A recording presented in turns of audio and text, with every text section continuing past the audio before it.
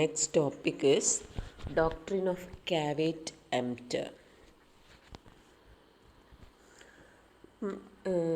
Caveat emptor എന്ന് പറയുന്നത് it is A Latin expression which means let the buyer beware. So it is A fundamental principle of law of goods. മനസ്സിലായല്ലോ? അപ്പം caution buyer അല്ലെങ്കിൽ let the buyer beware എന്ന, അതായത് in a sale of goods, the seller is under no duty to reveal unflattering truths about the goods sold. മനസ്സിലായല്ലോ? അത് ആരുടെ ഡ്യൂട്ടിയാണ്? It is the duty of the buyer to be careful while purchasing goods of his requirement. മനസ്സിലായല്ലോ? അപ്പം നമ്മൾ എന്തെങ്കിലും സാധനം വാങ്ങാൻ പോകുന്നുണ്ടെങ്കിൽ പർച്ചേസർ അല്ലെങ്കിൽ ബയറിൻ്റെ ഡ്യൂട്ടിയാണ് എന്ത്? സാധനങ്ങളൊക്കെ ശരിക്കും എക്സാമിൻ ചെയ്ത് നമ്മളെ പേർപ്പസിന് ഫിറ്റായിട്ടുള്ള സാധനം വാങ്ങുക എന്നുള്ളത്. അല്ലാണ്ട് സെല്ലറിനെ വിശ്വസിച്ചിങ്ങാണ്ട് വാങ്ങേണ്ട യാതൊരു ആവശ്യമില്ല. പക്ഷേ ചില കേസിൽ എന്താക്കിയിട്ടുണ്ടാവും, നമ്മൾ സെല്ലറിൻ്റെ സ്കിൽ അല്ലെങ്കിൽ അയാളുടെ ജഡ്ജ്മെൻറ്റ് അനുസരിച്ചിട്ട് ഒരു ചോയ്സ് നടത്തിയിട്ടുണ്ട്. അതായത് ചില കേസിൽ എന്താണെന്ന് വെച്ചാൽ, in the absence of enquiry from the buyer the seller is not bound to disclose every defect in the goods of which he may be cognizant എന്നാണ് പറയുന്നത്. അതായത് buyer must examine the goods thoroughly before purchasing. Okay, അപ്പം നമ്മൾ ഒരു സാധനം വാങ്ങിയിട്ട് അവസാനം എന്താക്കാൻ പാടില്ല എന്നാണ് പറയുന്നത്, he cannot blame the seller or recover damages from the seller when the goods turn out to be defective or do not suit his purpose. മനസ്സിലായല്ലോ? അപ്പോൾ ഇത്രയും മനസ്സിലാക്കേണ്ടതുള്ളൂ. കാവറ്റ് എംപ്റ്റർ എന്ന് പറഞ്ഞാൽ ലെറ്റ് ദ ബയർ ബിവെയർ. അതായത് buyer must buy the goods after satisfying himself of their quality and fitness. Okay, പക്ഷേ there are certain exceptions to this rule. അതായത് ഈ ഡോക്ട്രിൻ ഓഫ് കാവറ്റ് എംപ്റ്ററിന് ചില ഇതുണ്ട്. ഏതൊക്കെയാണ് എക്സെപ്ഷൻസ് എന്ന് വെച്ചാൽ, എപ്പോഴും നമ്മൾ ബയർ ബിവെയർ ചെയ്യണമെന്നില്ല. ചില സമയത്ത് seller is duty bound to disclose the truths എന്നാണ് പറയുന്നത്. അതായത് അത് എപ്പോഴൊക്കെയാണ് എന്നുള്ളതാണ് നമ്മൾ നോക്കാൻ പോണത്.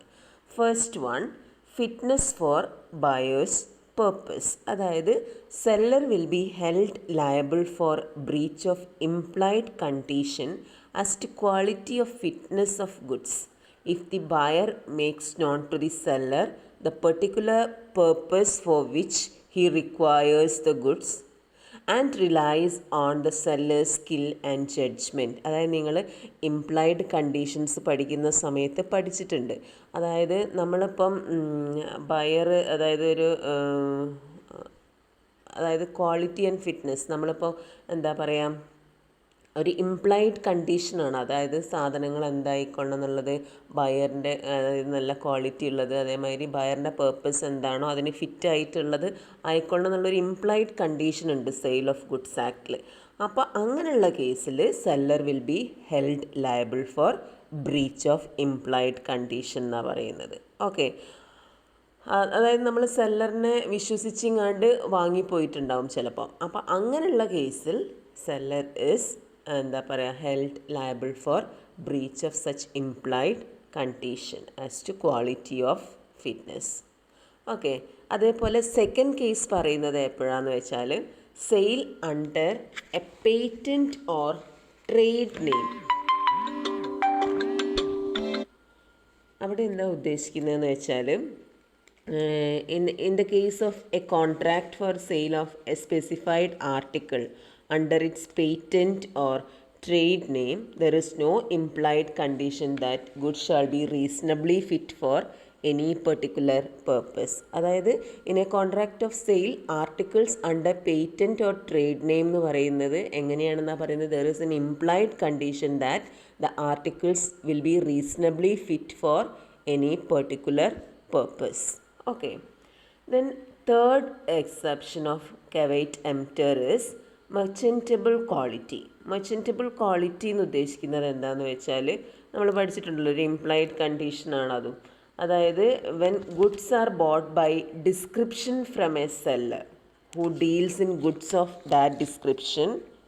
അതായത് നമ്മളിപ്പം എന്താ പറയുക, ഒരു സെല്ലറിൻ്റെ ഒരു ഗുഡ്സിൻ്റെ ഡിസ്ക്രിപ്ഷൻ കേട്ടിട്ട് സാധനം കാണാതെ നമ്മൾ പോയിങ്ങാണ്ട് ഓർഡർ ചെയ്യുന്നത് വരുത്തിക്കുന്നത്. അങ്ങനെയുള്ളൊരു കേസിലാണ് നമ്മൾ ആ സെല്ലറിൻ്റെ ഡിസ്ക്രിപ്ഷനെ മാത്രം ഈ എന്താ പറയുക, അത് മാത്രം കേട്ടുകൊണ്ടാണ് ആ സാധനം ഓർഡർ ചെയ്തിരിക്കുന്നത്. അപ്പോൾ there is a implied condition that good shall be merchantable quality. പക്ഷേ അത് സാധനമൊക്കെ എത്തിയ സമയത്ത് if the buyer has examined the goods, there is an implied condition as regards defects as examination ought to have revealed the defect. അതായത് in case where the sales take place by description, the seller can deliver only goods of merchantable quality. Here also that maxim, അതായത് caveat emptor, does not apply. Okay, അപ്പോൾ 3 എക്സെപ്ഷനായി പറയുന്നത്. Next one is usage of trade. അതായത് usage of trade എന്ന് ഉദ്ദേശിക്കുന്നത് എന്താണെന്ന് വെച്ചാൽ there is an implied warranty or condition as to quality or fitness for a particular purpose may be annexed by the usage of trade. And last one is consent by fraud. Consent by fraud or concealment എങ്ങനെ വേണമെങ്കിലും പറയാം. അതായത് if the seller obtains consent of the buyer through fraud or when the seller deliberately conceals defects which could not be easily discovered on a reasonable examination, the principle of caveat emptor does not apply എന്നാണ് പറയുന്നത്. അതായത് principle the seller ചിലപ്പോൾ എന്താണ് ചെയ്യുന്നതെന്നാണ് പറയുന്നത്, എന്തെങ്കിലും ചതിപ്രയോഗത്തിലൂടെയോ അല്ലെങ്കിൽ എന്തെങ്കിലും ഈ ഗുഡ്സിൻ്റെ എന്തെങ്കിലും അതിനെന്തെങ്കിലും ഡിഫക്ട്സ് ഉണ്ടാകും, പക്ഷെ അത് മറച്ചു വെച്ചും കൊണ്ട് സാധനങ്ങൾ വിൽക്കുക ചെയ്യുന്നത്. അപ്പോൾ അങ്ങനെയുള്ള ഒരു കേസിൽ പെട്ടെന്ന് ബയർക്ക് എന്ത് കണ്ടുപിടിക്കാൻ പറ്റില്ല, എന്താണോ അതിൻ്റെ ഡിഫക്ട്സ് എന്നുള്ളത് പെട്ടെന്ന് കണ്ടുപിടിക്കാൻ പറ്റില്ല. അങ്ങനെയുള്ളൊരു കേസിലും എന്താവുന്ന പറയുന്നത് സെല്ലർ ഇസ് ലയബിൾ. അതായത് caveat emptor does not apply. Okay, so these are the exceptions to the rule caveat emptor. അപ്പോൾ എപ്പോഴും ഫില്ലിംഗ് ദ ബ്ലാങ്ക്സിലൊക്കെ ചോദിക്കാറുണ്ട് കാവേറ്റ് എംപ്റ്റർ മീൻസ്. അങ്ങനെ പറഞ്ഞാൽ നിങ്ങൾ എന്താ എഴുതേണ്ടത്? Let the buyer beware. എപ്പോഴും സാധനങ്ങൾ വാങ്ങുന്ന സമയത്ത് it is the duty of the purchaser to examine the goods അതായത് ക്വാളിറ്റി ക്വാണ്ടിറ്റി എല്ലാം ശരിക്കും മനസ്സിലാക്കിയതിന് ശേഷം മാത്രം വാങ്ങുക എന്നുള്ളത് ആണ്. അല്ലാണ്ട് വെറുതെ സെല്ലറെ ബ്ലെയിം ചെയ്യാൻ പാടില്ല എന്നുള്ളതാണ്. പക്ഷേ ദർ ആർ സർട്ടൻ എക്സെപ്ഷൻസ്. ഈ 5 എക്സെപ്ഷൻസ് പഠിച്ചു വെച്ചോളൂ. Okay, the next one is transfer of ownership. Passing അല്ലെങ്കിൽ ട്രാൻസ്ഫർ ഓഫ് പ്രോപ്പർട്ടി, ഓണർഷിപ്പ് എന്നൊക്കെ പറഞ്ഞാൽ എന്താണെന്നുള്ളത് നോക്കാം. അപ്പം a contract of sale takes place in 2 stages. ഏതൊക്കെയാണ്? Transfer of possession of goods and transfer of ownership of goods. ഇത് രണ്ടും രണ്ടാണെന്ന് മനസ്സിലാക്കി വെക്കുക. ദ ടേം പ്രോപ്പർട്ടി അല്ലെങ്കിൽ ദ ടേം ഓണർഷിപ്പ് എന്ന് ഉദ്ദേശിക്കുന്നത് എന്താണ്? ഇറ്റ് മീൻസ് എന്താണ്? അതിൻ്റെ ഉടമസ്ഥാവകാശത്തിനെയാണ്. മനസ്സിലായല്ലോ? അപ്പോൾ രണ്ടും രണ്ട് വ്യത്യാസമുണ്ടെന്ന് മനസ്സിലാക്കി വെക്കണം. അതായത് പൊസഷൻ എന്ന് പറഞ്ഞാൽ എന്താണ്? It refers to the custody over the goods. അത് നമ്മളെ കയ്യിൽ വെക്കാനുള്ള ഒരു അവകാശം മാത്രമേ ഉള്ളൂ. മനസ്സിലായല്ലോ? അതിനെയാണ് പൊസഷൻ എന്ന് പറയാം. ഇപ്പം ഒരു സെർവൻറ്റിന് ഗുഡ്സ് കയ്യിൽ വെക്കാനുള്ള അവകാശമുണ്ട്, പക്ഷേ അയാൾ he's not the owner of goods. നേരെ മറിച്ച് ownership signifies control over an object together with the right to possession of the same. അതായത് ഓണർഷിപ്പ് എന്ന് പറഞ്ഞാൽ എന്താ? Ownership of the object. Okay, അപ്പോൾ അത് രണ്ടിലും എന്താണെന്നുള്ളത് മനസ്സിലാക്കി വെക്കണം. ഓണർഷിപ്പും പൊസഷനും ഒന്നല്ല എന്നുള്ളത് മനസ്സിലാക്കി വെക്കുക. ഇനി in a contract of sale transfer of ownership of goods take place from the seller to the buyer. അറിയാലോ, ഒരു സെയിൽ നടന്നു കഴിഞ്ഞാൽ ഓണർഷിപ്പ് ആരെടുത്ത് ആരിലേക്ക് പാസ് ചെയ്യും? It passes from seller to the buyer. When the ownership is transferred to the buyer he becomes the owner of goods and seller no more owns the goods. Okay, അപ്പോൾ as many rights and liabilities of parties R linked with the transfer of ownership at the time of transfer from seller to buyer is very important. Because 3 കാര്യങ്ങളാണ് ഈ ownership pass ചെയ്യുന്നതോടുകൂടി പോകുന്നത്. എന്തൊക്കെയാണ്? അതാണ് അടുത്തതിൽ പറയുന്നത്. Rights and obligation of ഇതിൽ പറയുന്നത് അതാണ് പാർട്ടീസ് ഇൻ പാസിങ് ഓണർഷിപ്പ്. അതിൽ ഫസ്റ്റ് പറയുന്നു എന്തൊക്കെ റൈറ്റ്സ് ആൻഡ് ഓബ്ലിഗേഷൻസ് ആണ് ലിങ്ക് ചെയ്തിരിക്കുന്നത് എന്നുള്ളതാണ് while passing the ownership. First one, risk of loss. Risk of loss എന്ന് ഉദ്ദേശിക്കുന്നത് എന്താണെന്ന് വെച്ചാൽ വെൻ ഗുഡ്സ് ആർ ലോസ്റ്റ് അല്ലെങ്കിൽ damaged or destroyed the owner has to suffer the loss. Okay, അപ്പോൾ prior to the transfer of ownership the seller suffers the loss. Okay, while after the transfer of ownership the buyer has to bear the loss. അപ്പോൾ ഇവിടെ എന്താണ് നോക്കുന്നതെന്ന് വെച്ചാൽ here possession of goods is not relevant. The loss is borne by the party who owns the goods എന്നാണ്. അപ്പോൾ എപ്പോൾ ownership എവിടെ വെച്ച് ട്രാൻസ്ഫർ ചെയ്യുന്നു അതിനനുസരിച്ചിട്ട് റിസ്ക്കും പാസ് ചെയ്യുന്നു എന്നുള്ളതാണ്. Okay, so we can say that risk passes with ownership. Okay, ഇനി സെക്കൻഡ് വൺ, രണ്ടാമത്തെ പോയിന്റ് പറയുന്നതാണ് ഓൺലി ഓണർ ക്യാൻ സ്യൂ. അതായത് when goods are destroyed or damaged by action of a third party it is he who possess the ownership in the goods can sue and take legal action against third party. മനസ്സിലായല്ലോ? അപ്പോൾ ആരുടെ ഈ സാധനങ്ങൾ ഇപ്പോൾ നഷ്ടപ്പെടുകയോ അല്ലെങ്കിൽ കളവ് പോവുകയൊക്കെ ചെയ്തിട്ടുണ്ടെങ്കിൽ ആരുടെ കയ്യിലാണോ ഓണർഷിപ്പ് ആ സമയത്തുള്ളത് അവരാണ് കേസ് കൊടുക്കുക ചെയ്യുക. ഓക്കെ, തേർഡ് പാർട്ടിക്കെതിരായിട്ട്. അപ്പം when goods have been damaged by a third party only the owner has the right to take action against third party. അപ്പോൾ അതാണ് വേറൊരു റൈറ്റ് പറയുന്നത്, റൈറ്റ് ആൻഡ് ഒബ്ലിഗേഷൻസിൽ പറയുന്നതാണ്. ഓണർഷിപ്പ് പാസ് ചെയ്യുന്നതോട് കൂടിയിട്ട് ആർക്കേ ഉള്ളൂ കേസ് കൊടുക്കാൻ പറ്റുള്ളൂ എന്നാണ് പറയുന്നത്. Against third party only the owner can sue the third party.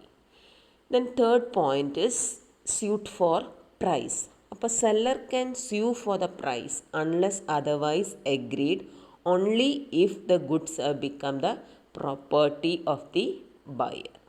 Okay, അപ്പം പ്രൈസിന് വേണ്ടിയിട്ട്, അതായത് ബയർ ഇപ്പം പ്രൈസ് കൊടുക്കാൻ എന്തെങ്കിലും ഡീഫോൾട്ട് വരുത്തിയിട്ടുണ്ടെങ്കിൽ ആർക്ക് കേസ് കൊടുക്കാം എന്നാണ് പറയുന്നത്? Seller can sue for price. ഇനി നമ്മൾ നോക്കാം. അപ്പോൾ അതൊക്കെയാണ് പറഞ്ഞിട്ടുള്ളത്. Risk follows ownership, action against third party ആർക്ക് മാത്രമേ എടുക്കാൻ പറ്റുള്ളൂ? Only the owner. Then suit for price. അതേപോലെ ഒരു ഇൻസോൾവൻസി പറയുന്നുണ്ട് കേട്ടോ. Insolvency of the seller or ബയറിൽ ഉദ്ദേശിക്കുന്നത് എന്താണെന്ന് വെച്ചാൽ in cases where there is insolvency of the seller or buyer we have to determine where the ownership lies with the seller or with the buyer എന്നുള്ളത്. So only after determining where the ownership lies can decision be taken whether the official receiver or assignee can take over the goods or not. അതിനനുസരിച്ച് തീരുമാനിക്കുക. നിങ്ങൾ text തന്നിട്ടില്ല, അതുകൊണ്ട് പിന്നെ അത്ര കാര്യമാക്കണ്ട. ഇനി നമ്മൾ നോക്കാൻ പോണത് time at which ownership is transferred. അപ്പോൾ ഇവിടെ അതായത് rules for transfer of ownership ഒക്കെയാണ് നോക്കാൻ പോകുന്നത് കേട്ടോ. അതിന് മുന്നേ ആയിട്ട് ടൈം, എപ്പോഴാണ് ഓണർഷിപ്പ് ട്രാൻസ്ഫർ ചെയ്യാമെന്നും കൂടെ ഒന്ന് പറയാം.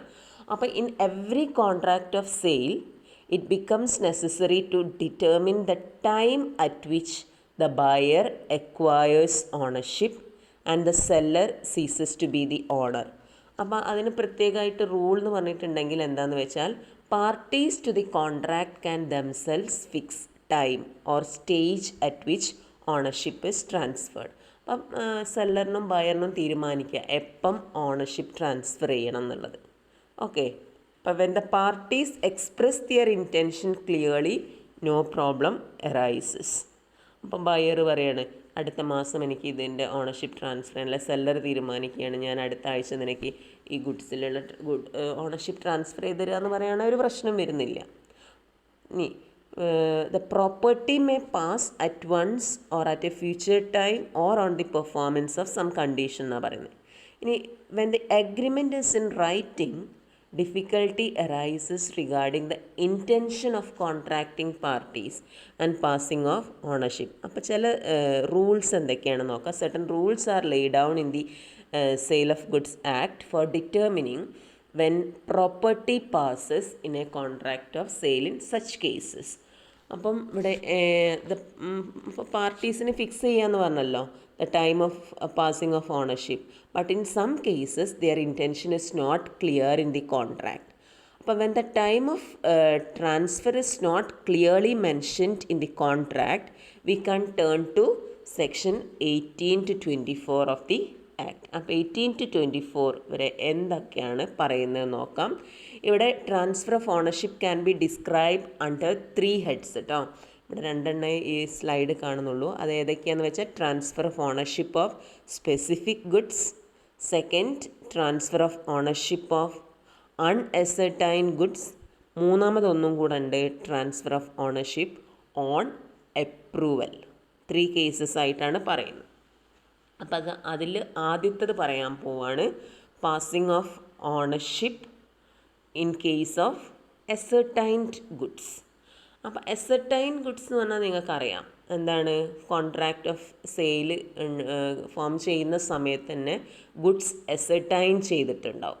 നമ്മൾ പഠിച്ചല്ലോ 3 ടൈപ്സ് ഓഫ് ഗുഡ്സിൽ നമ്മൾ പഠിച്ചിട്ടുണ്ട് എസർട്ടൈൻ ഗുഡ്സ് എന്താണെന്നുള്ളത്. അപ്പോൾ എങ്ങനെയാണ് എസർട്ടൈൻ ഗുഡ്സിൽ ഓണർഷിപ്പ് പാസ് ചെയ്യുന്നത് എന്നുള്ളതാണ്.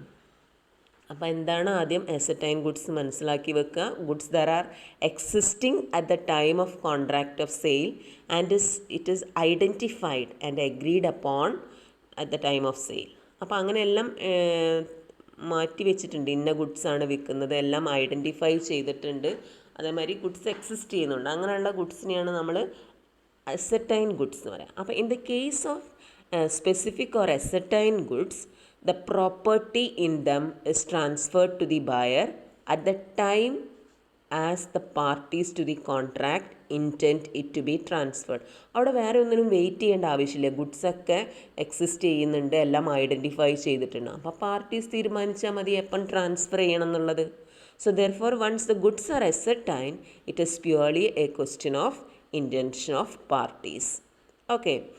But when the intention of the parties cannot be ascertained in the sale of in the case of sale of specific or ascertain goods the following. അപ്പം നേരത്തെ പറഞ്ഞതുപോലെ തന്നെ ascertain goods ആണെങ്കിൽ പാർട്ടീസ് തീരുമാനിച്ചാൽ മതി എപ്പം ഓണർഷിപ്പ് ട്രാൻസ്ഫർ ചെയ്യണം എന്നുള്ളത്.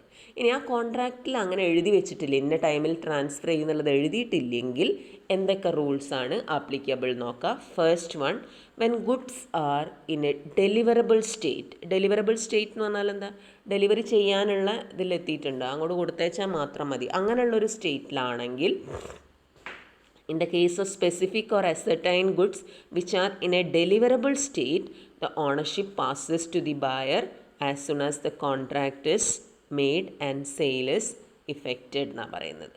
ഓക്കെ. അപ്പം ഇവിടെ എന്തിനു വേണ്ടി വെയിറ്റ് ചെയ്യേണ്ട ആവശ്യമില്ല. Merely because the price is not paid or goods are not delivered the passing of ownership is not postponed or delayed. Okay. അപ്പം എന്തൊക്കെ കണ്ടീഷൻസാണ് സാറ്റിസ്ഫൈ ചെയ്യേണ്ടത് നോക്കാം. Before applying this rule, contract of sale should be unconditional. എങ്ങനെയുള്ളതായിരിക്കണം? ഒരു condition വെച്ചിട്ടുള്ളതാവരുത്. Condition വെച്ചിട്ടുള്ള സെയിലാണെങ്കിൽ ആ condition fulfil ചെയ്താൽ മാത്രമേ ഓണർഷിപ്പ് ട്രാൻസ്ഫർ ചെയ്യുള്ളൂ. അപ്പോൾ സെയിൽ എങ്ങനെയുള്ളതായിരിക്കണം എന്നാണ് പറയുന്നത്? Unconditional. Then it must relate to specific goods. Then goods must be in a deliverable state. ഈ 3 കണ്ടീഷൻസ് ഫുൾഫിൽ ചെയ്തിട്ടുണ്ടെങ്കിൽ ഓണർഷിപ്പ് ഡെലിവറബിൾ സ്റ്റേറ്റിലാണെങ്കിൽ എപ്പോൾ വേണമെങ്കിലും ട്രാൻസ്ഫർ ചെയ്യാം. അല്ലാണ്ട് കാശ് കിട്ടിയിട്ടില്ല അല്ലെങ്കിൽ വേറെ എന്തെങ്കിലും കാരണങ്ങൾ പറഞ്ഞിട്ട് ഓണർഷിപ്പ് ട്രാൻസ്ഫർ ചെയ്യാതിരിക്കേണ്ട ആവശ്യം വരുന്നില്ല. ഇനി നേരെ മറിച്ചിട്ട് when goods are not in a deliverable state, അതായത് specific goods are not in a deliverable state ആണെങ്കിൽ അവിടെ എന്തുണ്ടാവും എന്ന് വെച്ചാൽ the seller is bound to do something to the goods for the purpose of putting them into a deliverable state. അതായത് അത് deliverable സ്റ്റേറ്റിലേക്ക് ആക്കാൻ വേണ്ടിയിട്ട് എന്തെങ്കിലും ഒന്നും കൂടെ ചെയ്യാനുണ്ടാവും, എന്തെങ്കിലും സംതിങ് ഇസ് പെൻഡിങ്.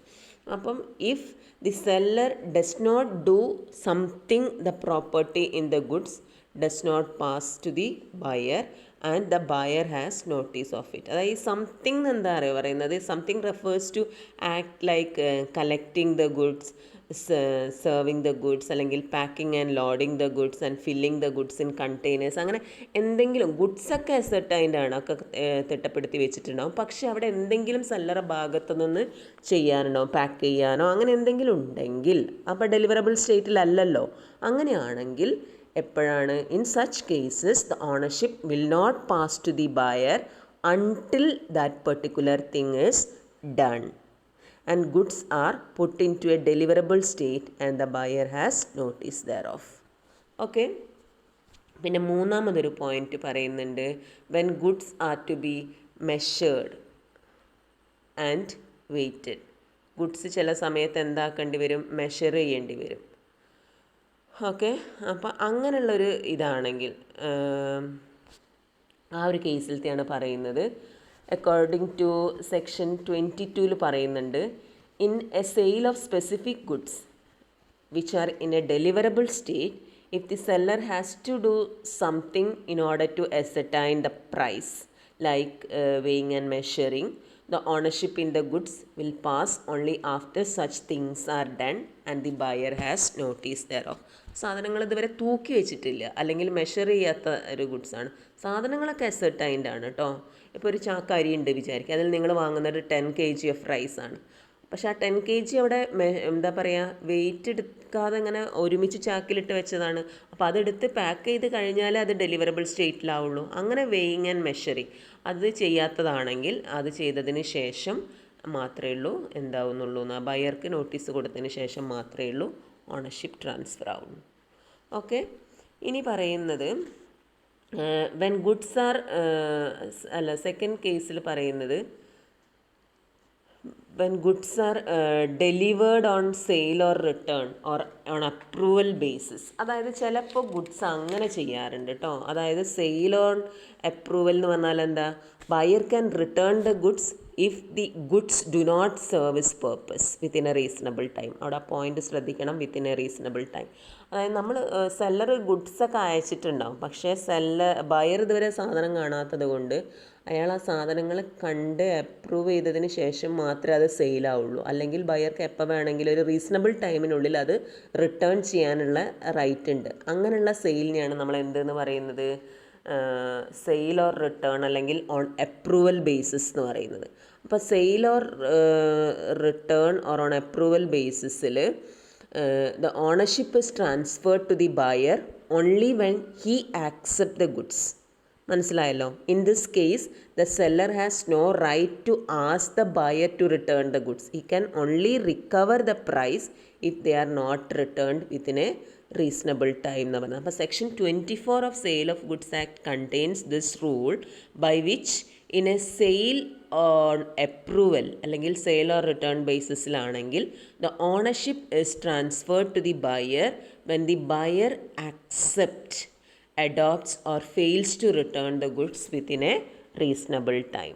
മനസ്സിലായല്ലോ. അപ്പം ബയർ ആക്സെപ്റ്റ് ചെയ്തതിന് ശേഷം മാത്രമേ ഉള്ളൂ ഓണർഷിപ്പ് പാസ് ചെയ്യുള്ളൂ. അല്ലെങ്കിൽ ഒരു റീസണബിൾ ടൈം കൊടുത്തിട്ടുണ്ടെങ്കിൽ ആ റീസണബിൾ ടൈമിനുള്ളിൽ ബയർ ഗുഡ്സ് റിട്ടേൺ ചെയ്തിട്ടില്ലെങ്കിൽ അസ്യൂം ചെയ്യാം അത് സെയിലായിട്ടുണ്ട്. അങ്ങനെയാണെങ്കിൽ ഓണർഷിപ്പ് ട്രാൻസ്ഫർ ചെയ്യാം അല്ലേ, അതാണ് റൂള് പറയുന്നത്. അതേമാതിരി അന്നേരെ കാശ് ചോദിക്കാനുള്ള റൈറ്റും സെല്ലർക്കുള്ളൂ.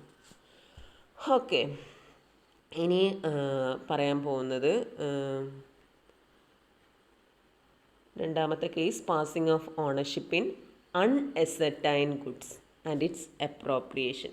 അൺഅസർട്ടൈൻഡ് ഗുഡ്സ് ആണെങ്കിൽ എങ്ങനെയാണ് ഓണർഷിപ്പ് പാസ് ചെയ്യുന്നത് എന്നുള്ളതാണ് അടുത്ത് പഠിക്കാൻ പോണത്. അപ്പോൾ സെക്ഷൻ 23(1) പറയുന്നതാണ്, in the case of contract for sale of unascertained goods the ownership will pass only when goods are ascertained or separated or appropriated from the total bulk.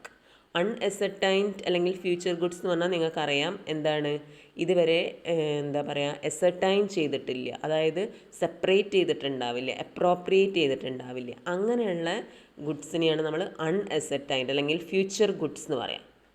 മനസ്സിലായല്ലോ.